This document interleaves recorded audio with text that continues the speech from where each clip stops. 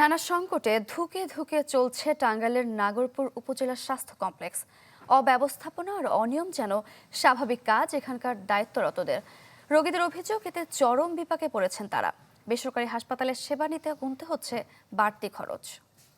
মাঠের অলরাউন্ডার আমি, আর ঘরের allrounder Tilex. Tilex toilet cleaner, clean মানেই টাইলক্স। সারা দেশের সরকারি স্বাস্থ্যসেবার যে চিত্র, বিপরীত কিছু নেই টাঙ্গাইলের নাগরপুর উপজেলার স্বাস্থ্য কমপ্লেক্সে। 10 জন চিকিৎসকের স্থলে কর্মরত 4 জন, মেডিকেল অফিসার 14 জনের বিপরীতে রয়েছে 8 জন। এছাড়াও অ্যানেস্থেশিয়া সহ গুরুত্বপূর্ণ বিভাগের চিকিৎসক নেই দীর্ঘদিন। অভিযোগ, সরকারি ফির বাইরে বাড়তি টাকা না দিলে মেলে না কাঙ্ক্ষিত সেবা। এক কথায়, অনিয়ম আর সংকটে হাসপাতাল নিজেই রোগাক্রান্ত।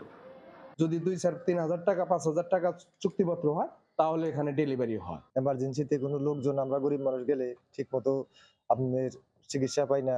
একটা ডেলিভারি রোগী নিয়ে আসলে আমরা চিকিৎসা পাই না। আমাদের এখানে যদি আরো নার্স থাকতো, পর্যাপ্ত পরিমাণে আরো ম্যান পাওয়ার থাকতো, আমরা আরো ভালোভাবে সেবা দিতে পারতাম। হাসপাতাল কর্তৃপক্ষের দাবি, অভিযোগ পেলেই ব্যবস্থা নেওয়া হবে। উন্নত সেবা আর অনিয়ম রোধে বিশেষ পরিকল্পনার আশ্বাস সিভিল সার্জনের। অনৈতিক লেনদেন যে হচ্ছে না, এটা আমি অস্বীকার করব না, কিন্তু এটা আমরা চেষ্টা করতেছি সম্পূর্ণ মুক্ত করার জন্য। হাসপাতালের বিভিন্ন জায়গায় পোস্টারিং করা আছে যে সরকারি হসপিটালে ডেলিভারি কোনো টাকা পয়সা দেওয়া হয় না, এবং বেশিরভাগই আমার অগোচরে হয়তো গোপনে হচ্ছে, কিন্তু আমার কাছে যদি কোনো অভিযোগ আসে সেক্ষেত্রে আমি অবশ্যই ব্যবস্থা নিচ্ছি। জনবল প্রদান করতে হিমশিম খেতে হয়, তো জনবলের ব্যাপারটি এরকম।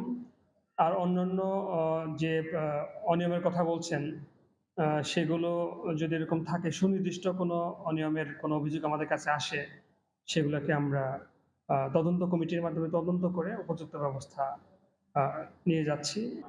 নাগরপুরের 3 লক্ষাধিক জনবসতি ছাড়াও মানিকগঞ্জ ও সিরাজগঞ্জের 3 উপজেলার মানুষও এখানে সেবা নিতে ভিড় করেন। মাসুদ রানা, চ্যানেল 24, টাঙ্গাইল।